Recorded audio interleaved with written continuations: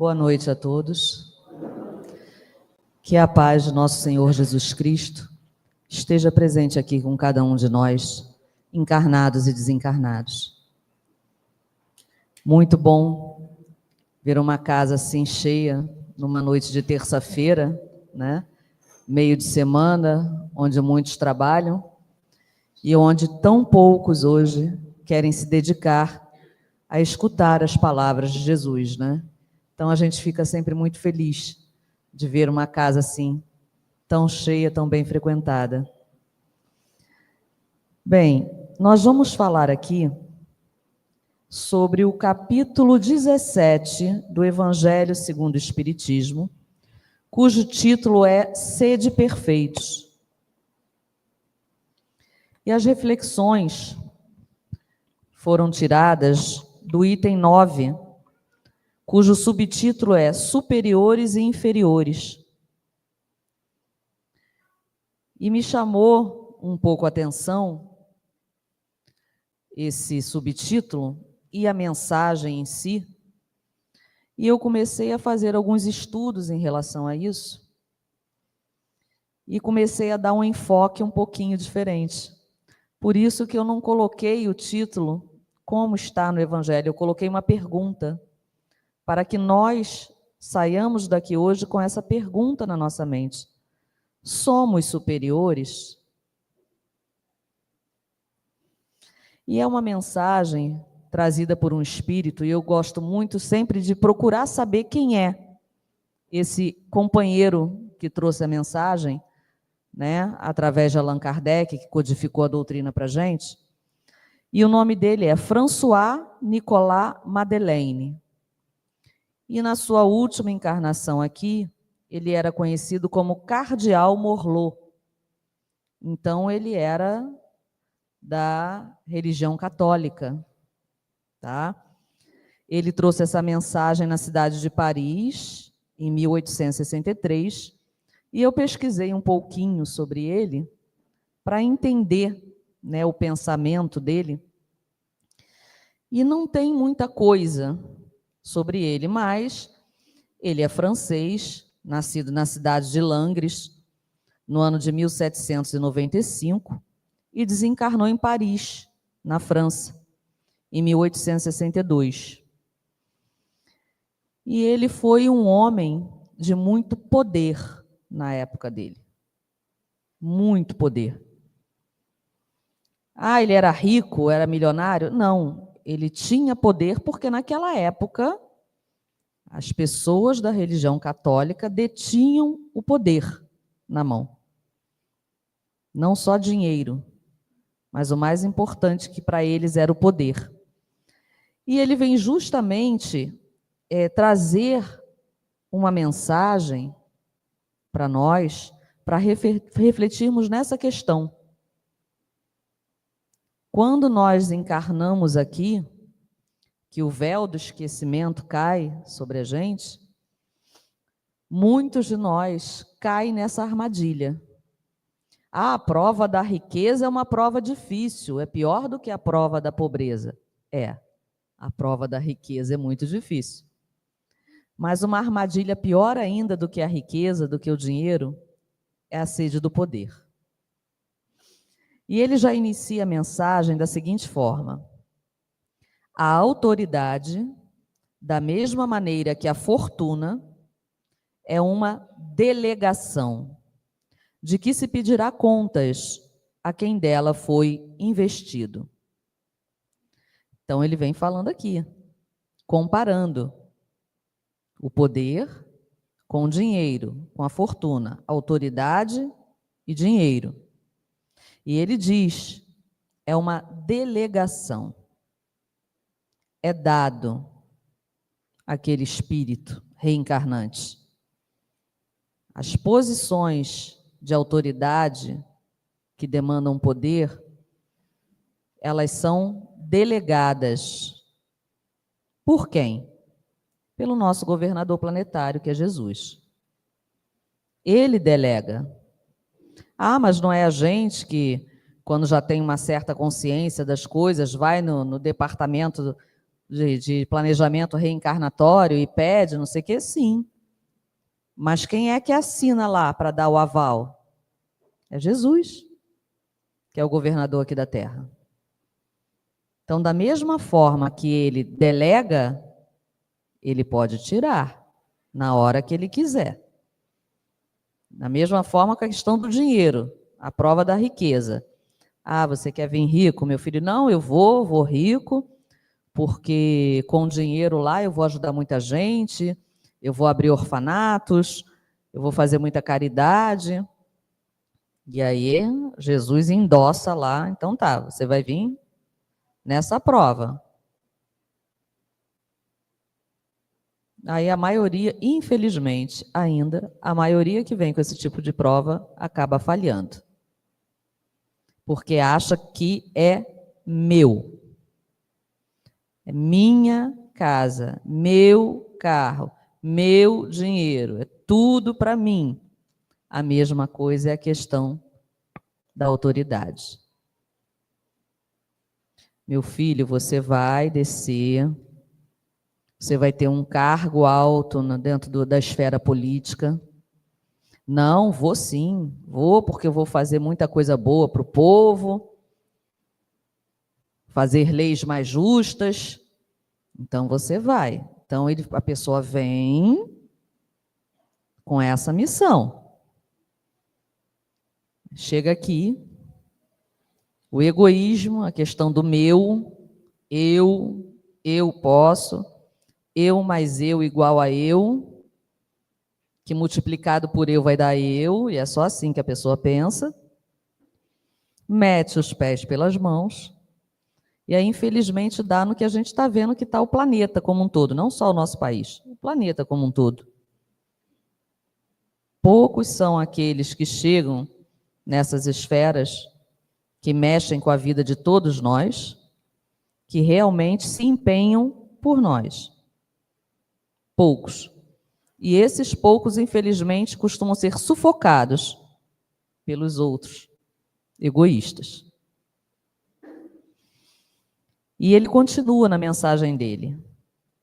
Não creias que ela seja dada para satisfazer ao fútil prazer do mando, nem tampouco, segundo pensa falsamente a maioria dos poderosos da terra, como um direito ou uma propriedade. Então, já até falamos aqui. Ela não é dada, essa autoridade não é dada para você pisar nos outros. Porque normalmente a pessoa que tem esse tipo de, qualquer tipo de autoridade, muitas das vezes até dentro da família. Hoje as famílias estão mais diversificadas, mas antigamente a figura de autoridade era o pai, patriarcado. E o que essa pessoa, esse irmão, na figura de pai, de marido ali, de chefe da família, ele fazia com essa autoridade dele dentro de casa? Na maioria das vezes, reprimia a esposa, tratava mal os filhos, em alguns casos, tratava bem os filhos homens, e as filhas mulheres eram pisoteadas. Então, quando a gente pensa em autoridade e poder, a gente pensa só em cargos altíssimos. Não. Até mesmo dentro de casa, na família. Hoje, como eu disse, os papéis familiares estão muito diversificados. Muitas das vezes, o poder familiar compete a uma mulher. E não pensa que é porque é mulher que ela é boazinha, não. Tem muito espírito encarnado como mulher que faz muitas das vezes pior do que aquele que é encarnado como homem. Eu já vi mães de famílias comandarem família com mão de ferro, chicote na mão, abusando do seu poder. Então isso é independente se é homem ou se é mulher. É uma coisa do espírito. O defeitinho, ele não está em nascer homem ou em nascer mulher. O defeitinho, infelizmente, vem no espírito. E é esse defeitinho que a gente precisa mexer.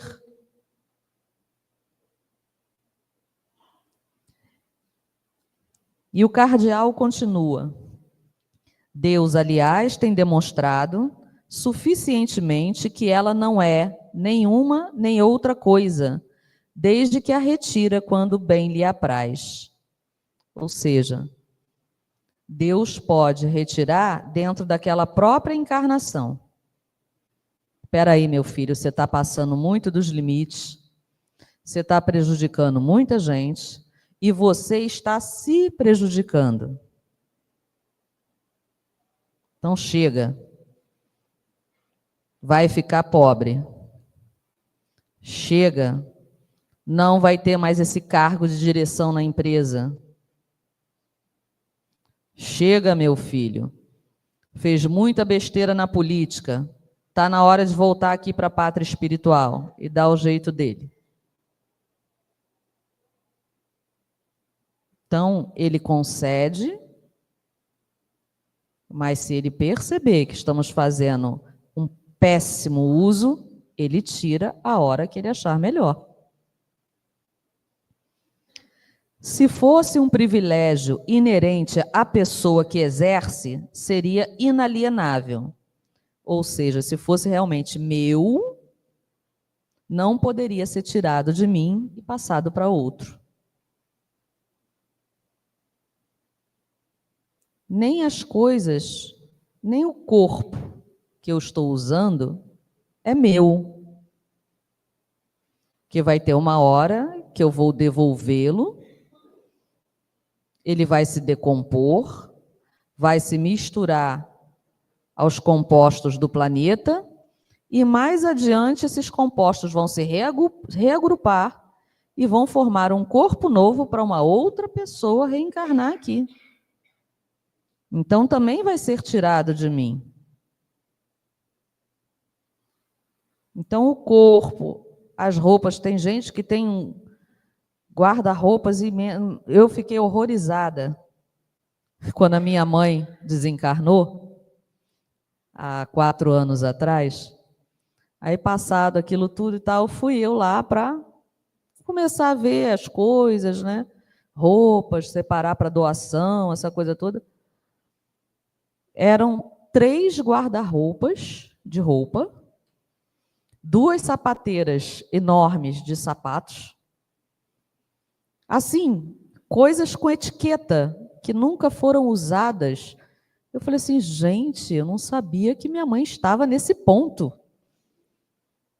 Para que ela comprava tudo isso?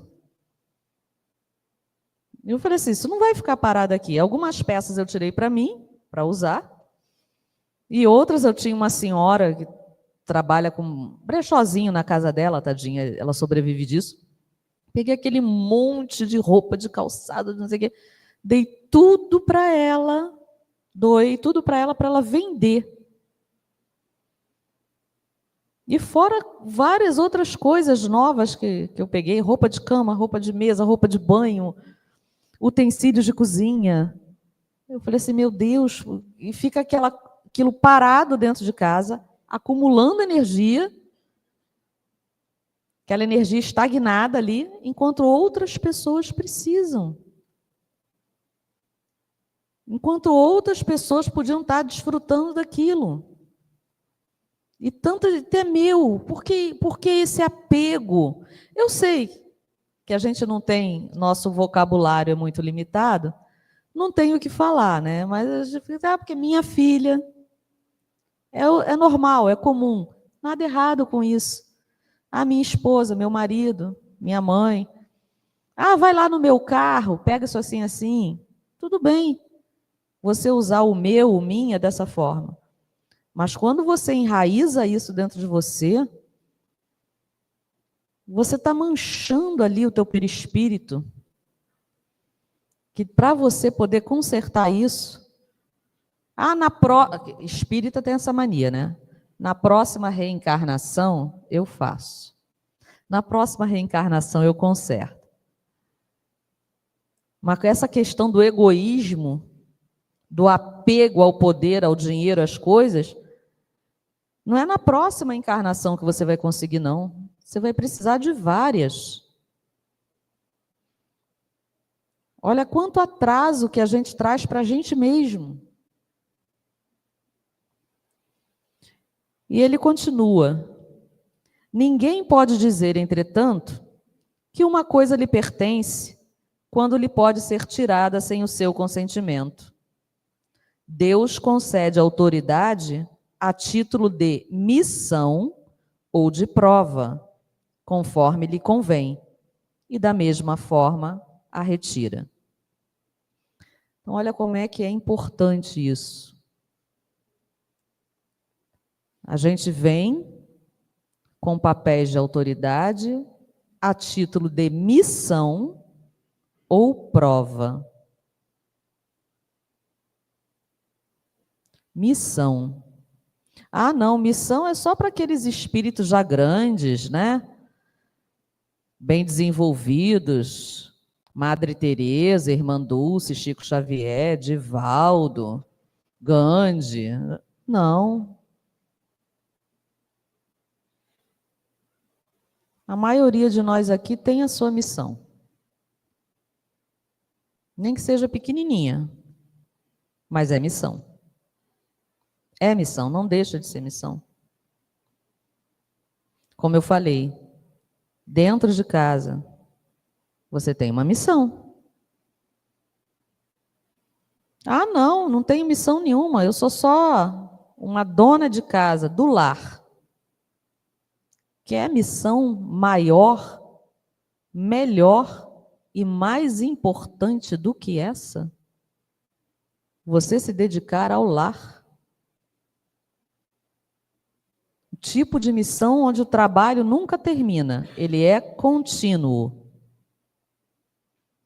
O tipo de missão em que outras pessoas daquele lar, daquele núcleo familiar, dependem de você para que o papel deles lá fora na sociedade seja bem feito. Que se não fosse assim, ia ficar difícil. Não, eu estou aqui, tenho que fazer o almoço porque meu filho chega da escola a tal hora, tem que almoçar porque ele sai para fazer o estágio. E se você não estivesse lá para isso? Como é que ia ser? Seu filho ia passar o dia sem se alimentar direito? Não ia poder tomar um banho na hora do almoço, trocar de roupa para ir para o estágio? Por quê? Quem ia lavar a roupa? A roupa ia ficar acumulada? Caso ele pudesse fazer isso no final de semana? Porque quem mora sozinho sabe da dificuldade que é de se virar. Fazer comida para lavar roupa, deixar a casa, não vou nem dizer limpa, mas em condições de ser habitada. Então, olha como é que é importante a missão de uma pessoa que é do lar. E ela tem a autoridade dela ali dentro. Ela tem. Agora, por que nós teimamos em usar isso de forma errada? Eu, uma vez, bem jovem ainda, adolescente, isso já tem tempo, já estou com 51 anos, então já tem tempo. Eu escutei uma amiga da minha mãe, professora, ela estava diretora da escola na época, era uma pessoa assim extremamente tranquila, calma, doce. E aí ela tinha que abrir o processo de candidatura para ter eleição, para passar o cargo de autoridade diretora para outra pessoa. Aí uma fulana lá estava se candidatando. Aí minha mãe foi questionar, poxa, mas ela... Aí eu me lembro que ela falou assim, não se preocupa não. Você quer conhecer uma pessoa? Dá um pouquinho só de poder na mão dela. E aí você vai saber se ela é uma boa pessoa ou se não é. Não julga ela antes disso, não. E eu nunca mais esqueci disso. E realmente é isso mesmo. Todo mundo achava que essa pessoa ia ser péssima na direção da escola, que ia deixar o poder subir a cabeça. E foi totalmente contrário. Ela continuou sendo a mesma pessoa, continuou tratando as outras colegas de trabalho com a mesma educação, com a mesma atenção, com o mesmo carinho. Em compensação, depois, quando uma outra, que todo mundo queria que fosse a diretora, conseguiu ser, mudou da água para o vinho. Mudou totalmente. Grossa, autocrática, mal educada, gritava com todo mundo. Então, realmente, você tem que dar o poder para entender quem é a pessoa. E não é todo mundo que sabe lidar com isso. E o cardeal, ele coloca uma coisa muito interessante aqui no texto. O texto não é tão longo, mas eu não vou ler ele todo. Ele diz assim: o depositário da autoridade, de qualquer extensão que esta seja, desde a do senhor sobre o escravo, até a do soberano sobre o povo, não deve esquivar-se à responsabilidade de um encarregado de almas, pois responderá pela boa ou má orientação que der aos seus subordinados, e as faltas que estes puderem cometer, os vícios a que forem arrastados em consequência dessa orientação ou dos maus exemplos recebidos, recairão sobre eles. Olha que interessante. É um encarregado de almas. É igual quando a gente se torna pai ou mãe. Pais, de forma geral. Você ali está sendo encarregado daquela alma. Aquela alma é filho de Deus igual você. E Deus está lhe confiando um filho seu para você orientar. É um papel de autoridade. E isso torna você superior àquela alma? Um professor dentro de sala de aula é a figura máxima de autoridade dentro da sala. Isso torna o professor superior aos seus alunos? Claro, tem que ter uma hierarquia, tem que ter disciplina. Emmanuel já tinha falado isso para Chico. Disciplina, disciplina, disciplina. Mas isso não o torna superior. Ele tem que tratar os seus alunos com educação. O diretor de uma empresa é superior aos seus subordinados, aos operários dessa empresa, aos funcionários? Não. Mas claro que tem que ter o respeito. Os funcionários têm que respeitar porque ele é o superior, ele é o chefe. Mas em matéria de ser humano, ele não é superior a ninguém. Tem que tratar as pessoas com respeito. E aí, nas minhas pesquisas, eu achei um texto, eu gosto muito daquele Momento Espírita, né? E eu achei um texto desse Momento Espírita, foi baseado no primeiro capítulo do livro O Monge e o Executivo. Não é um livro espírita, tá? É um livro escrito por James Hunter, mas assim, ele explica tão bem essa questão, tanto que foi usado pela redação do Momento Espírita para fazer um dos programas. O título desse texto é Poder e Autoridade. E quando você vai olhar no dicionário, normalmente eles colocam como sinônimos poder e autoridade. E aqui ele faz uma reflexão onde ele mostra uma diferença crucial nisso aqui. Ele começa assim: na dinâmica da vida social, o poder exerce forte fascínio sobre as criaturas. Muitas pessoas desejam ocupar cargos que lhes conceda poder sobre outros indivíduos, mas poucas sabem exercer esse cargo com autoridade. Aqui ele já começa a dizer que é diferente. Muitas querem esse cargo que dá poder sobre outros, mas poucas sabem exercer esse cargo com autoridade. Ter poder não é o mesmo que ter autoridade. O poder é a faculdade de forçar ou coagir alguém a fazer sua vontade, por causa de sua posição ou força, mesmo que a pessoa preferisse não fazer. Então, olha o que ele está dizendo que é o poder.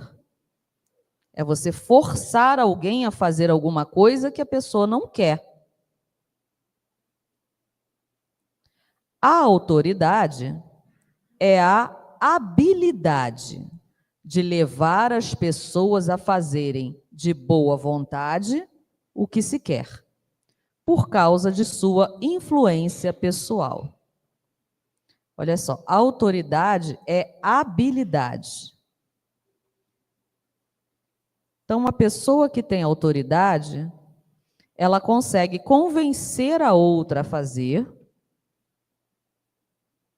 mesmo que a outra não queira. E normalmente ela convence pelo exemplo que ela mesma dá, ou até por argumentos. Ela faz a pessoa raciocinar e entender que realmente se ela fizer aquilo vai ser melhor para ela e também para os outros. É diferente de você obrigar a pessoa. Ah, não. Muitas das vezes a pessoa vai assim, não, tem que ser assim porque tem que me respeitar. Respeito não é conquistado por coação, pelo medo. Não, isso é medo. Não é respeito. O respeito é conquistado por você saber usar a sua autoridade. É diferente. E ele coloca aqui, para exercer o poder, não é necessário ter coragem nem inteligência avantajada. Basta você, fulano ali conseguiu o cargo de diretor. Por quê?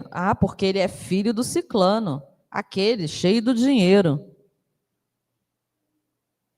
Então, ele conseguiu uma posição de poder, mas não porque ele tinha mérito para isso, não porque ele tinha estudo para isso, não porque ele tinha habilidade para isso.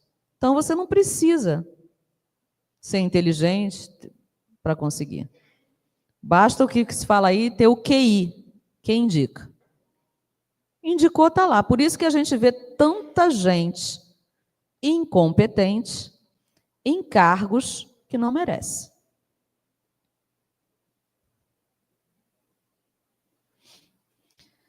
Só que para ter autoridade sobre pessoas, é preciso um conjunto de habilidades especiais. A autoridade é diferente.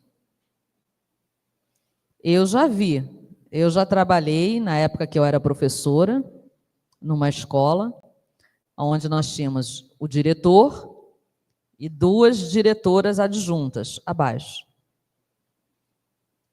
Era uma coisa.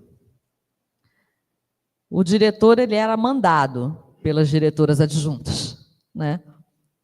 Mas por quê? Ele foi colocado ali, não foi por eleição, que naquela época não tinha eleição nesse órgão que eu trabalhava. Era o que indica. Então, um político indicou para ele ficar como diretor. Só que, na verdade, quem tinha autoridade eram as diretoras adjuntas. Eram elas que comandavam tudo. E elas faziam de um jeito que ele pensava que era ele. Ainda bem. Porque elas eram boas no que faziam. Tivemos sorte por isso. Porque se elas também não fossem, a escola tinha ido ladeira abaixo. Então, nem sempre quem está no poder é quem tem capacidade para isso. As pessoas podem ser colocadas no poder porque são parentes ou amigas de alguém, porque têm dinheiro, uma posição social de destaque ou outra conveniência qualquer. Mas com a autoridade isso não ocorre. Agora que é interessante. A autoridade não pode ser comprada nem vendida, nem dada ou tomada. Ela diz respeito a quem você é como pessoa, ao seu caráter e à influência que exerce sobre terceiros. Para estabelecer autoridade, o líder precisa ser, olha só, honesto, confiável, responsável, respeitoso, entusiasta, afável, justo, dar bom exemplo e ser bom ouvinte. Quando eu li essas qualidades que o líder precisa ter para ter autoridade, eu pensei numa única pessoa, só veio uma única pessoa à minha mente. Jesus. Ele reuniu todas essas. Jesus sabia ouvir. Ninguém melhor do que ele para ouvir. Ele ensinou pelo exemplo. Jesus não deixou nada escrito. Quem escreveu foram seus discípulos. Ele ensinava com a palavra falada e com o exemplo. Extremamente honesto, o espírito mais perfeito que já esteve entre nós. Inspirava confiança só no olhar. Responsável, respeitoso, entusiasta, ele era alegre. Ele era uma pessoa alegre. Jesus não era triste.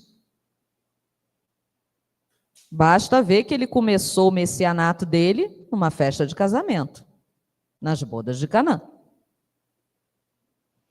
Afável, extremamente carinhoso. Tinha sempre um toque de carinho para todo mundo que o procurava. Tanto que a mulher hemorroíça tocou num pedacinho da veste dele, da roupa. Ele, no meio de uma multidão, todo mundo metendo a mão nele, esbarrando daqui e ali, um calor humano. Quando ela toca num pedacinho da roupa, ele para. Quem me tocou? E os discípulos, olha Jesus, no meio dessa multidão, você está perguntando quem te tocou? Se fosse hoje em dia, era assim que os discípulos iam falar com ele, né? Ele vira, saiu virtude de mim. Ou seja, saiu amor, saiu aquela energia dele. E ela fala, fui eu, Senhor. Porque na mesma hora que ela tocou, que ela sentiu a energia de Jesus entrando nela, ela sabia que ela estava curada. Esse é o nosso ideal. Essa é a nossa busca. Todos nós, em um momento ou outro dessa existência, vai ter um papel de autoridade em algum lugar, com alguém, com algum grupo de pessoas. E quando nós tivermos esse papel, nós vamos nos sentir superiores a eles?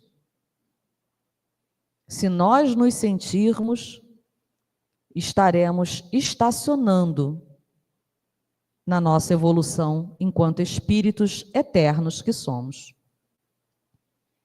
Nós temos que buscar isso, o exemplo do Cristo. Olhar o nosso irmão com olhos de amor. Hoje em dia, a ciência fala muito em empatia. Precisamos ter empatia.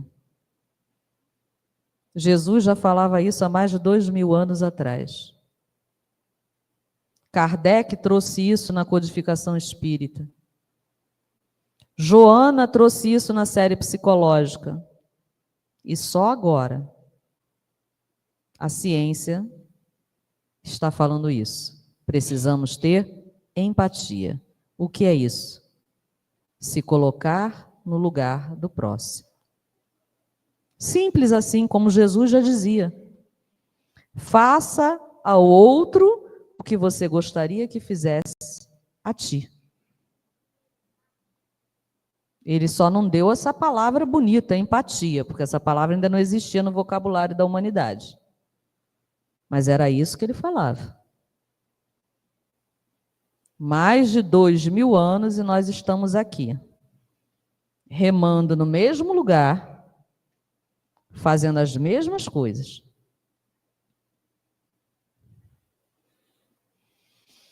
E o texto é muito bonito, depois, se vocês quiserem, só jogar na internet, mas ele finaliza assim: se você é responsável pela condução de outros seres, medite quanto à responsabilidade que lhe cabe sobre os destinos dessas pessoas e procure ser alguém com autoridade e jamais apenas alguém que detém o poder. Porque se a gente for pensar só no poder, nós vamos nos sentir superiores. A gente vai inflar o peito, vai empinar o nariz, vai achar que tem o rei na barriga e vai continuar pisando no próximo, tratando ele com desdém. Então nós temos que mirar sempre em Jesus. Ah, mas não é fácil. Não, não é fácil. Em qual momento ele disse que seria fácil? Em momento nenhum. Mas ele disse que estaria ali, conosco, do nosso lado. Ele deixou todo o caminho, toda a receitinha, só a gente seguir. Mas nós somos crianças birrentas. A gente acha que sabe tudo. Nós somos verdadeiros aborrecentes. Que aborrecente é que tem essa fase, né? Eu sei tudo, meu pai e minha mãe não sabem nada, eu é que sei, só o que eu faço é certo, só o que eu leio é que vale, só a música que eu ouço é que é boa. E nós fazemos a mesma coisa com Jesus. Ah, na próxima encarnação eu quero vir sem livre-arbítrio, porque eu não sei usar isso. Lamento informar, mas o livre-arbítrio faz parte de você. Ele foi colocado em você quando Deus te criou. E Deus não se mete nesse livre-arbítrio. Então está na hora da gente começar a saber usar. Qual a melhor forma? O Livro dos Espíritos tem essa pergunta. E tem a resposta. Conhece-te a ti mesmo. E como fazer isso? Santo Agostinho deu uma receitinha. Começa por uma coisa pequenininha. Toda noite, antes de deitar, passe em revista o seu dia. O que eu fiz, o que eu deixei de fazer. Será que eu machuquei alguém? Será que eu fui grosso com alguém? E por último, como é que eu fui comigo mesmo? E aí, quando você começa a se conhecer, começa a perceber aonde você precisa mudar. Agora, também não adianta querer mudar tudo de uma vez, não, tá? Porque a gente se frustra, porque não consegue. Se você, depois de começar a fazer isso durante um tempo, perceber, eu tenho 10 defeitos, preciso mudá-los. Não tenta mudar os 10, não. Você não vai conseguir. Você vai se frustrar e vai ser pior.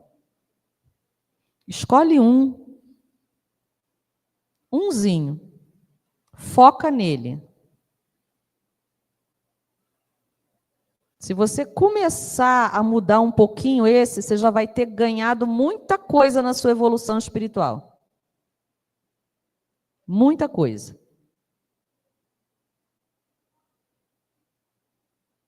Não tenta mudar tudo de uma vez, não. E por último, no Evangelho segundo o Espiritismo de novo, o cardeal, ele traz para a gente uma visão espírita sobre essa questão. Então, ele chama a atenção especificamente de nós, que levantamos a bandeira do Espiritismo. Por quê? Muito será cobrado a quem muito é dado. Então, se nós já temos um certo conhecimento do caminho, não adianta que a gente não vai mais conseguir usar como desculpa a palavrinha eu não sabia. Vai ser cobrado. As atitudes serão cobradas. Porque nós já sabemos. Nós já escutamos. E depois de tudo que eu falei hoje, eu sinto muito dizer, não tem mais como você, quando você voltar para a pátria espiritual, chegar lá em cima, falar assim, aí, o que você fez daquela missão de autoridade que eu te dei? Como é que é? Você fez isso? Não adianta você virar e falar assim, mas eu não sabia. Sabia sim. Vai falar lá, não, aquela terça-feira lá na Sesc, aquela baixinha falou isso, isso, isso, e você ouviu tudo. Aí você vai falar assim, chata aquela Elaine, ninguém merece. Estragou a minha desculpa. Sinto muito, que eu também estraguei a minha. Fui a primeira a estragar quando eu comecei a estudar isso aqui. Mas é para a gente se melhorar, gente. Já passamos da hora, já passamos do ponto. Somos os trabalhadores da última hora. Cristo está contando conosco. Jesus pegou a árvore do Evangelho, tirou da França, botou aqui no Brasil. Ele está formando mão de obra.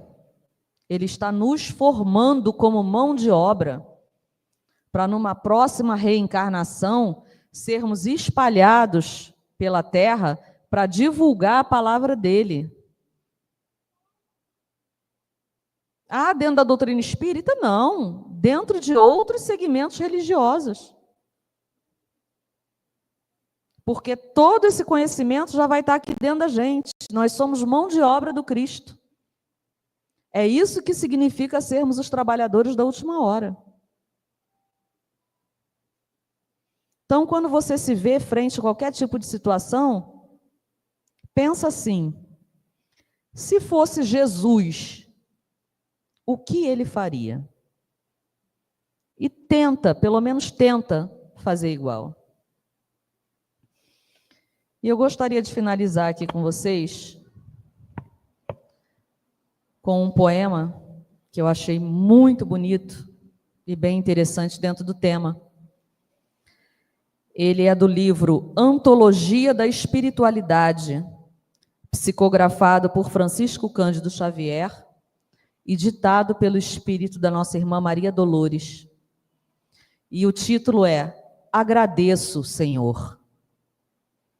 Agradeço, Senhor, quando me dizes não às súplicas indébitas que faço através da oração. Muitas daquelas dádivas que peço, estima, concessão, posse, prazer, em meu caso, talvez fossem espinhos na senda que me deste a percorrer. De outras vezes, imploro-te favores. Entre lamentação, choro, barulho, mero capricho, simples algazarra, que me escapam do orgulho. Existem privilégios que desejo, reclamando-te o sim, que, se me florescem na existência, seriam desvantagens contra mim. Em muitas circunstâncias, rogo afeto, sem achar companhia em qualquer parte. Quando me dás a solidão por guia, que me inspire a buscar-te. Ensina-me que estou no lugar certo, que a ninguém me ligaste de improviso, e que desfruto agora o melhor tempo de melhorar-me em tudo o que preciso. Não me escutes as exigências loucas. Faze-me perceber que alcançarei, além do necessário, se cumprir o meu dever. Agradeço, meu Deus, quando me dizes não com teu amor. E sempre que te rogue o que não deva, não me atendas, Senhor. Muito obrigada pela paciência de todos.